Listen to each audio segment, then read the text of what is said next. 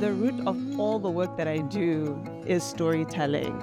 That's always been my passion. I've always wanted to be able to tell nuanced, contemporary African/Zimbabwean stories from an alternative perspective to sort of broaden the conversation. I leaned towards fashion and I leaned towards textile design because ultimately these were mediums of communication for me, visual mediums of communication. I started in fashion design, and initially I thought all I wanted to do was to make beautiful clothes, to dress people, have a runway experience and opportunity. Then as time progressed, it sort of felt meaningless. I took a pause and I realized, what do I really want to do with fashion? What do I want to contribute through fashion? And I realized that for me, clothing is a story. Clothing speaks about who we are as a people in the present. It speaks about where we even come from and where we're going to go. And so I really pressed into using fashion as a medium to communicate these different sort of stories, my own experience, shared experiences that I've even inherited from my family members, from whoever, even my society. That's what I do through design. And so it almost feels like fate or a gradual evolution into textile design, textile manipulation, and all of it in a sense is rooted in intuitive practices where I intuitively lean into my design to express the things that I'm absorbing within my environment, and I translate it through these mediums, which are fashion design and textile.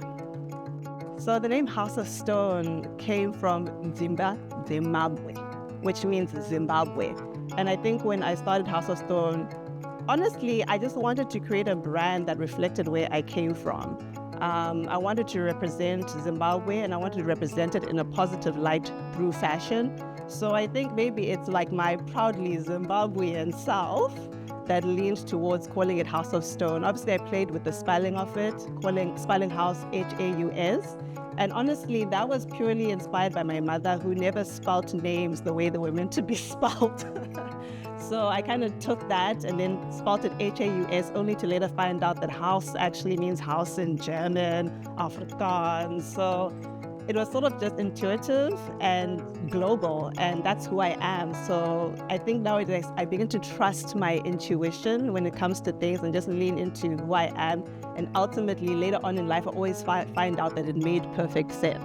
Yeah. I always tell people that sustainability found me. I'm a designer that's based in Zimbabwe, and the socio-economical climate there isn't always the best.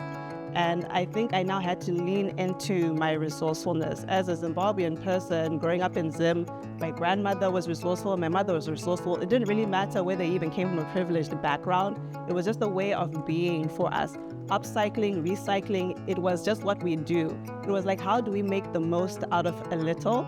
So I almost feel like that's intrinsic. It's in my blood, it's in my culture.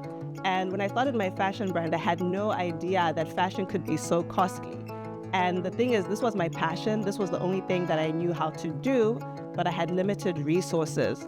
So I had to think of solutions of how can I keep my business going? And ultimately that sort of led me to look for alternative ways to sustain my business. And strangely enough, the practices I started to engage with were considered sustainable. So I almost feel like, yeah, sustainability found me, but at the same time, it's intrinsic. It's a way of being as a Zimbabwean person. So my background in fashion design has really influenced my work in styling and film greatly. As I mentioned at the beginning, I'm a storyteller. So being able to now take that storytelling ability that I use through clothing and bring it to music videos, it's about understanding the client, the mood, the energy, and the story that they want to utilize, the color palettes that they want to use, the materials that they want to use in order to narrate this visual narrative. So what I think is amazing is that I've been able to take the skill set that I've gained through my fashion design practice and then extend it now into the styling and costume design realm, where it just expands the conversation ultimately, and it stretches my thinking, and it helps me to step beyond the bounds of House of Stone, which is exciting for me because at times I can sort of feel limited in terms of my creative expression in House of Stone, but then being able to take that and then help other people to tell their stories is something that I'm really passionate about and I absolutely love. So what excites me about House of Stone is actually the unexpected, because that's literally been the journey of House of Stone. It has been the unexpected. It has been a gradual evolution. As I mentioned, I started just designing. Now I'm in textile design. I'm a textile artist. And I ended up in styling, and I ended up in like film and television, like doing costumes or set design. So I feel like House of Stone is open to anything and everything. And even now, like I'm looking more into AI and seeing how I can implement that into House of Stone. So it's almost like anything can happen with House of Stone. I'm ready for the unexpected. I'm ready for growth. I'm ready for evolution.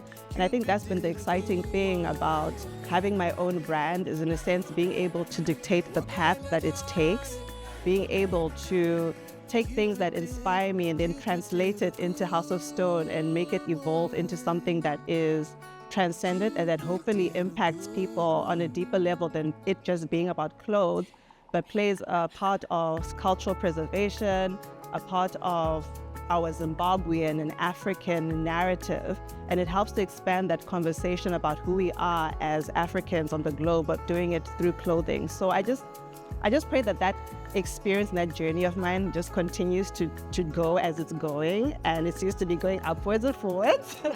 So yeah, I'm excited about the unexpected, but I think it's going to be grand. Hi, I am Danayi Madondo. I am the creative director and founder of an independent fashion brand called House of Stone from Harare, Zimbabwe. We are a conscious brand, a slow fashion brand, and we love to utilize fashion as a medium to tell contemporary, nuanced African stories.